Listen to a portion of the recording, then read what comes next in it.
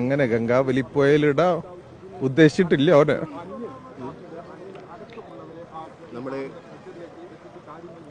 ഞാൻ അപ്പോഴേ പറഞ്ഞു ലോറിക്ക് അധികം പരിക്കുണ്ടാവില്ല, ക്യാബിന് അധികം പരിക്കുണ്ട്, ചിന്നിച്ചിതറൂല. എനിക്ക് ഉറപ്പുണ്ടായിരുന്നു ഓന ആ ക്യാബിൻ്റെ ഉള്ളിലുണ്ടാവും. ഞാൻ പറഞ്ഞതാ, ശരിയായില്ലേ?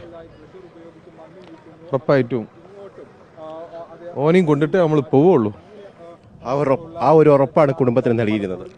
അതെ, അർജുൻ്റെ അമ്മയ്ക്ക് നൽകിയ ഉറപ്പ് പാലിച്ച് ഞാൻ അവിടെ എത്തിക്കൂ. കഴിഞ്ഞ 2 മാസം വലിയ ത്യാഗം സഹിക്കേണ്ടി വന്നു. തീർച്ചയായിട്ടും.